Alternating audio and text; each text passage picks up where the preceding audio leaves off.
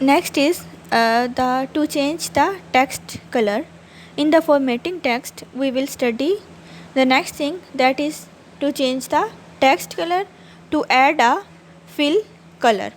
यहाँ पर आप देखें, यहाँ पर आपको बताया हुआ है कि आप टेक्स्ट के कलर को किस तरह से चेंज कर सकते हैं। जहाँ पर आपको एक ऑप्शन नज़र आ रहा है, यहाँ पर फ़ॉन्ट में जो फ़ॉन्ट आपके पास ग्रुप है, इसमें आप देखें ए के नीचे आपको एक कलर नज़र आ रहा है ब्लैक आपको ये शो कर रहा है कि आपके पास जो सिलेक्टेड कलर है टेक्स्ट का वो ब्लैक है।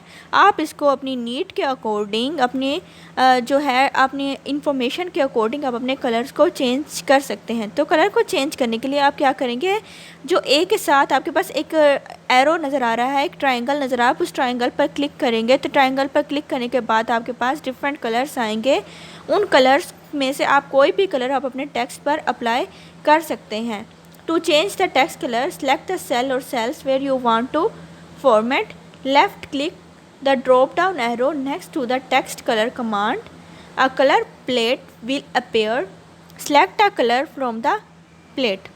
अब यहाँ पर देखें, आपने जो भी कलर सेलेक्ट किया, इसमें से आप रेड, ग्रीन, ब्लू कोई भी कलर अपनी नीड के अकॉर्डिंग आप उसको सिलेक्ट करेंगे तो वही पर्टिकुलर कलर आपके टेक्स्ट पर अपेयर होगा, जो भी टेक्स्ट आप राइट कर रहे होंगे अपने डिफरेंट सेल्स में। Next is to add a fill colour, means that आप अपने कोई भी टैब है, कोई भी सेल है, उसको आप कलरफुल करना चाहते हैं। जैसे कि अगर आपके पास कोई ऐसी इन्फॉर्मेशन है जो कि आपको आपकी ऑर्गेनाइजेशन को एक डेंजर जोन में शो कर रही है, तो आप उसके लिए रेड नॉर्मली कलर यूज़ करते हैं। तो उसके लिए आप क्या करेंगे, रेड हाईलाइट करने के लिए आप इसके ऑप्शन को सिलेक्ट ए के साथ ही आपके पास ये एक ऑप्शन है कलर का ऑप्शन, आप उसके एरो पर क्लिक करेंगे तो आपके पास डिफरेंट कलर्स आएंगे। उनमें से आप कोई भी पर्टिकुलर कलर सेलेक्ट कर सकते हैं। सेलेक्ट द सेल और cells you want to format, click the fill command, a colour plate will appear, select a colour from the palette. अब देखिए, आप उसमें से कोई भी कलर सेलेक्ट करेंगे वो पर्टिकुलर कलर आपके सेल पर अप्लाई हो जाएगा। Next is the conditional formatting.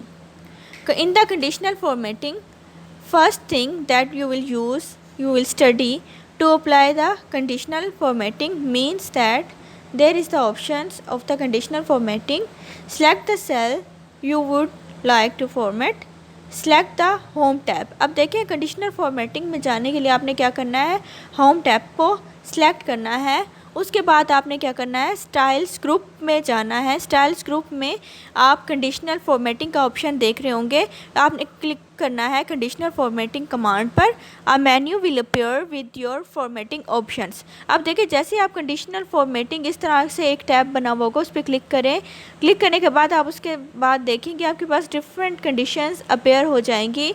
तो इसको यूज़ करते हुए आप डिफरेंट कंडीशंस को अप्लाई कर सकते हैं।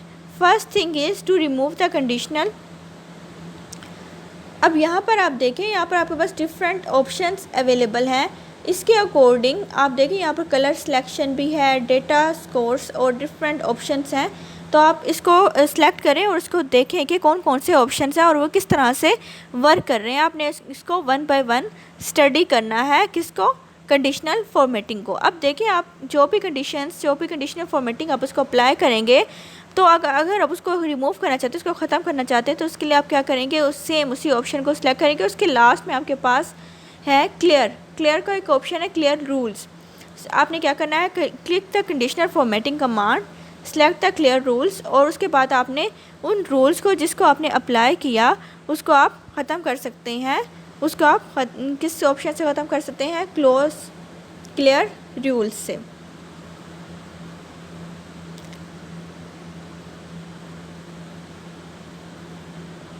So the next thing is,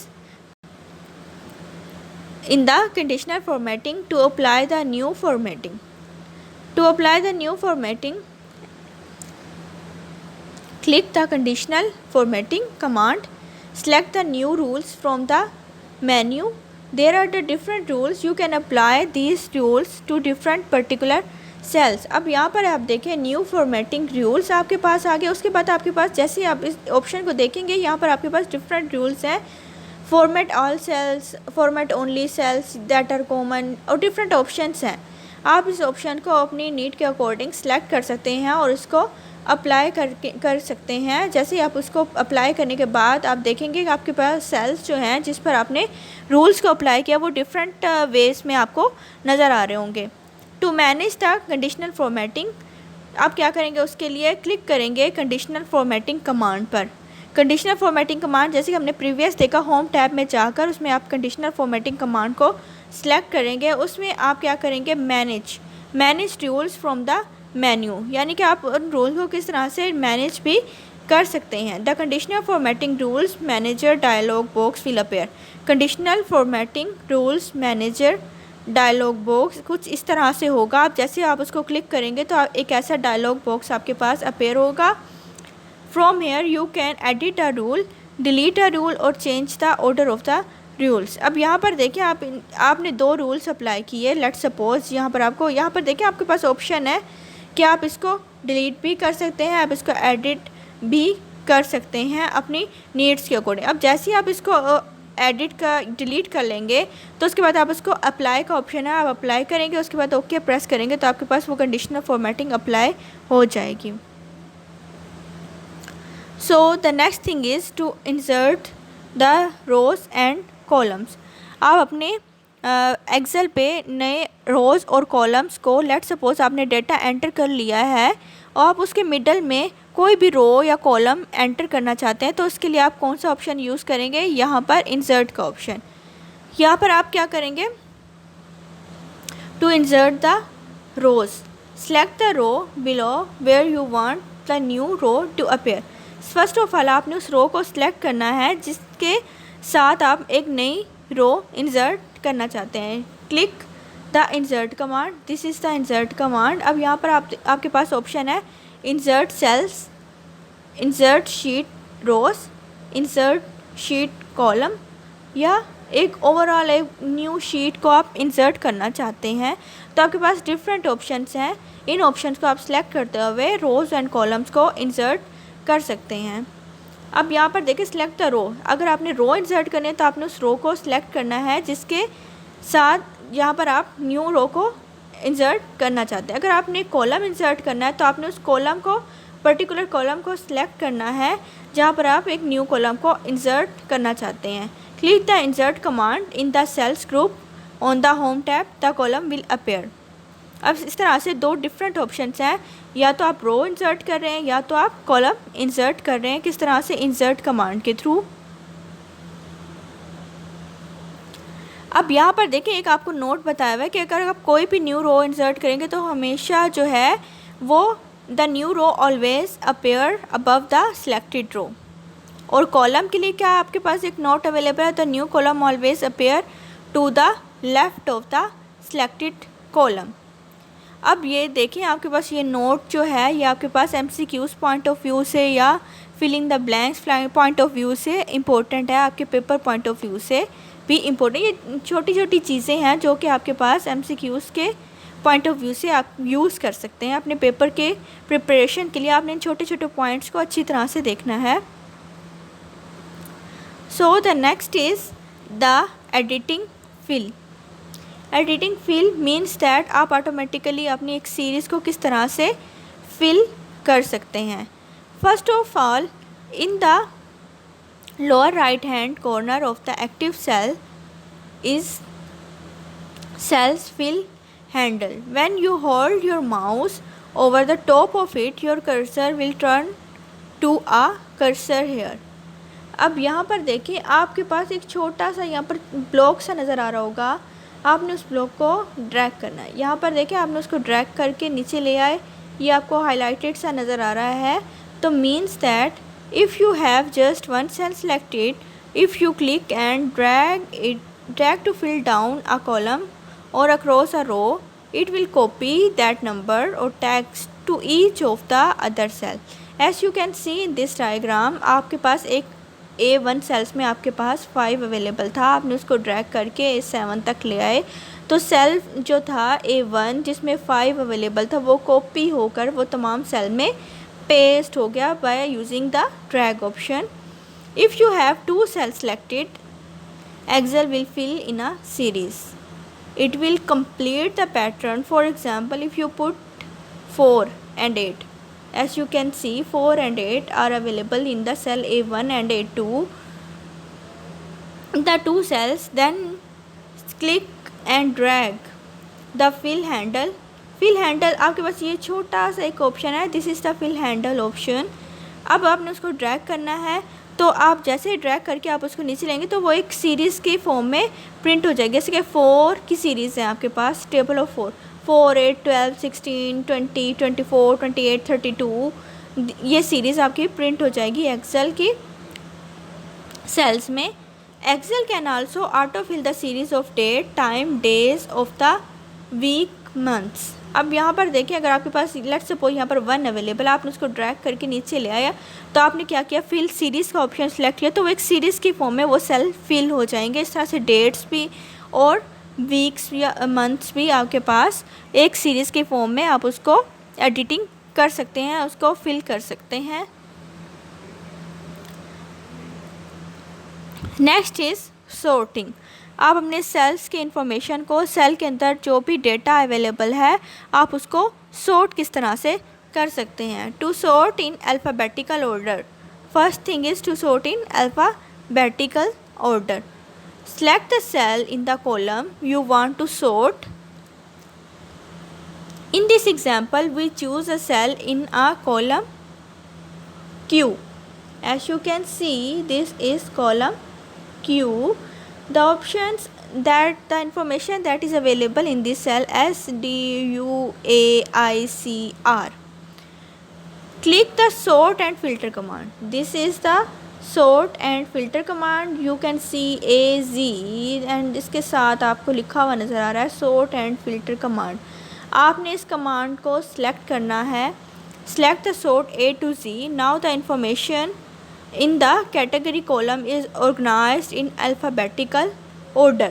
आप देखेंगे कि वो एक अल्फ़ाबेटिकल ऑर्डर में आपकी इंफॉर्मेशन क्या है, सॉर्ट A to Z. आपने इस ऑप्शन को सिलेक्ट किया तो आपके पास Q सेल के अंदर जो इन्फॉर्मेशन थी A, उसके बाद आपके पास आ गया सीरीज़ में C, D, I, R, S, U.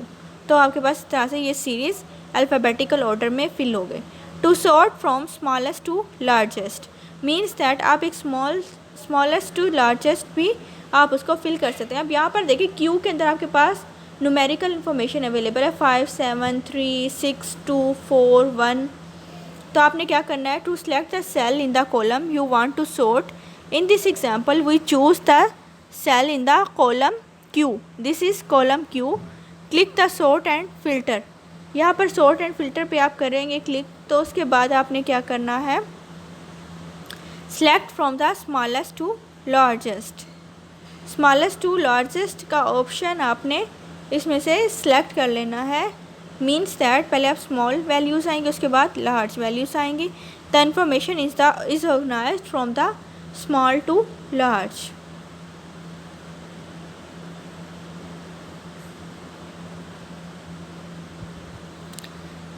Next thing is cell referencing. Cell referencing, first thing that you will use is the relative reference. Relative reference, a relative cell reference as A1 is based on the relative position of the cells. Means that reference means that आपके पास cell के अंदर उसका एक address available है जिसको आप refer कर रहे हैं. यहाँ पर आप देखें, आपने सेल A1 में आपके पास 2 अवेलेबल है, सेल B1 में आपके पास 3 अवेलेबल है. तो सेल C1 में आपने एक फार्मूला लगा दिया bye using the equal option A1 plus B1. Means that आप चाहते हो कि A1 और B1 को कॉपी करके आपके पास ऑप्शन C में आपके पास, जैसे आप इसको फार्मूला को राइट करने के बाद एंटर प्रेस करेंगे तो उन दोनों सेल्स का सम आपको डिस्प्ले हो जाएगा. That is 2 + 3 = 5. If the position of the cell that contains the reference changes, the reference itself is changed. Means that अगर आपने उस सेल को कॉपी किया, ठीक है, उस सेल को कॉपी किया, आपने यहाँ पर उसको D में पेस्ट कर दिया, D में उस सेल को आपने पेस्ट किया, यहाँ पर आप देख सकते हैं, तो इसका रेफरेंस चेंज होगा. आप पहले उसने क्या यूज़ किया था, 2 + 3 को 5 का सम डिस्प्ले किया था. अब आपने 4 + 6 = 10. आप डी में भी वही सेम फार्मूला आप अप्लाई कर रहे हैं। In the cell C1 the sum function is used, then the function from the cell C1 is copy to D3। आप इस डायग्राम में देखें आपने D3 में कौन सा फंक्शन कॉपी किया, सम का फंक्शन, जो कि कौन सा था A1 plus B1। Then the reference is also changed from A1 B1 to B3 C3।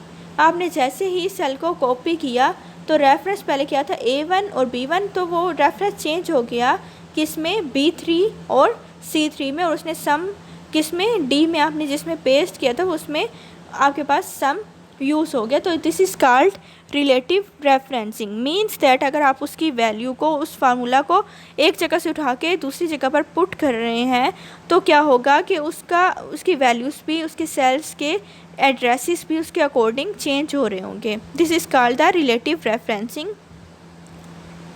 Next is absolute referencing. पहले क्या था कि आप सेल को पेस्ट कर रहे थे, उसके अकॉर्डिंग उसकी रिलेटिव लोकेशन चेंज हो रही थी, लेकिन अब आप क्या यूज़ कर रहे हैं, एब्सोल्यूट रेफरेंसिंग। यहाँ पर आप देखिए एब्सोल्यूट रेफरेंसिंग के साथ उसका साइन भी चेंज हो रहे हैं। तो आपने उसके लिए क्या किया, an absolute cell referencing as dollar sign आप इसमें यूज़ कर रहे हैं, $A $1। ए आपका कॉलम को शो कर रहा है, 1 आपका रो को शो कर रहा है, यानी कि आपके पास कॉलम ए में रो 1 always reference to a cell in the specific location. If the position of the cell that contains the formula changes, the absolute referencing remains the same. अब यहाँ पर देखें आपने यहाँ से कॉपी किया सेल को C1 को, यहाँ पर आपके पास क्या रिजल्ट शो हो रहा था 5। अगर आप इसको कॉपी करने के बाद आप इसको किसी भी सेल में D5 Q5 किसी भी सेल में आप इसको पेस्ट करेंगे तो उसकी इन्फॉर्मेशन सेम रहेगी, वो चेंज नहीं होगी। In the cell C1 the sum function is used when the function from the C1 is copy to D3 as you can see in this diagram. यहाँ पर आप देखिए D3 में आपने उस सेल को कॉपी करके D3 में उसको पेस्ट किया, the position of the cell is changed from C1 to D3 में आपने उसको पेस्ट किया, then the absolute reference remains the same. Absolute reference means that आपकी जो वैल्यू अवेलेबल थी वो यूज़ होगी। यहाँ पर आपको बताया कि dollar is used for constant row और कॉलम, मीन्स दैट उसकी वैल्यू चेंज ना हो। तो ये आपका MCQs पॉइंट ऑफ व्यू से या filling the blanks point of view से भी इम्पोर्टेंट है। इसमें से कुछ भी आपसे पूछा जा सकता है कि कौन सा साइन या क्या आप यूज़ करते हैं, किसके लिए, एब्सोल्यूट रेफरेंसिंग के लिए आप कौन सा साइन यूज़ कर रहे होते हैं, तो उसके अकॉर्डिंग लोकेशन चेंज करने से आपकी वैल्यू चेंज होगी या नहीं होगी। तो these are the little things that we can use in your exam point of view, your quiz point of view. Okay, next is the mixed referencing. Mixed referencing क्या है? A mixed reference has either an absolute column and relative row और absolute and relative column. क्या है आपके पास? Absolute column, relative row, absolute row, relative column. An absolute column reference take the form $A1 $B1 and absolute row reference takes from dollar. अब यहाँ पर देखिए आपके पास डॉलर साइन आपका मिडल में अपेयर हो रहा है, दोनों में डिफरेंस आप देख रहे हैं। पहले उसमें डॉलर पहले आ रहा था, यहाँ पर आपके पास डॉलर का साइन मिडल में आ रहा है, A $1 B $1। So the mixed reference में आप देखें किस तरह से आप इसको यूज़ कर रहे हैं। तो यहाँ पर आपके पास सम क्या है, 2 + 3 का 5। In the cell sum function is used, function from cell C1 is copy to D3। When the position of the cell is changed from C1 to D3, the row reference is changed from 1 to 3, but the column reference remain the same, A and B। यहाँ पर आप देखें 4 और 6 इसका सम आपको show किया गया है 10। यहाँ पर आप देखिए वैल्यूज़ तो आपके पास सेम आ रही हैं, कौन सी, A3 एंड B3। यहाँ पर आपके पास क्या था, A1 और B1, और यहाँ पर आपके पास क्या था, A3 एंड B3। इन दोनों का सम लिया गया तो आपके पास क्या आ गया, 10। This is the mixed reference. आप इसमें क्या कर रहे हैं, रिलेटिव रो या एब्सोल्यूट रो या रिलेटिव कॉलम और एब्सोल्यूट कॉलम को आप यूज़ करते हुए आप इसको मिक्स्ड रेफरेंसिंग यूज़ कर रहे हैं। Next are the functions. First function is the dated if function. अब यहाँ पर आप देखें कि डेटेड इफ़ फंक्शन कौन सा फंक्शन है, बिल्ट इन फंक्शन है जो कि आपके पास ऑलरेडी एक्सेल में अवेलेबल है। आप जस्ट इस फंक्शन को सिलेक्ट करके आप अप्लाई कर लेंगे। अगर आप डेटेड इफ़ का फंक्शन यूज़ करेंगे तो उसके लिए आप कौन सा सिंटैक्स यूज़ करेंगे। सबसे पहले आप क्या लिखेंगे, dated if start date end date, और उसके बाद आपके पास क्या आ जाएगा, interval. Interval means that interval आप कौन सा ले रहे हैं, डे ले रहे हैं, मंथ ले रहे हैं, ईयर्स ले रहे हैं। तो स्टार्ट डेट क्या है, this is start date, the date from which you want to calculate the difference. End date क्या है, the date which you want to calculate the difference. कहाँ तक यहाँ से आप स्टार्ट कर रहे हैं और कहाँ तक आप एंड कर रहे हैं। इंटरवल क्या है, from which you want to calculate the difference. अब यहाँ पर आप देखें, this is the number of days. आपने क्या दिया, dated if B1 B2 and days. तो आपके पास क्या रिजल्ट, सबसे पहले आपने डेट ऑफ बर्थ थी, टू डेज डेट दी, आपने आज की डेट देनी है। उसके बाद क्या आ जाएगा आपके पास कि अगर आप यहाँ पर आप दे रहे हैं कि number of days, means that interval आपने क्या यूज़ किया, B1 up to B2, B1 और B2 का इंटरवल आपने लिया। तो आपने क्या कहा, आपने इसको कहा कि आप मुझे डेज़ में रिज़ल्ट को शो करो, तो 7141 डेज़ आ गए।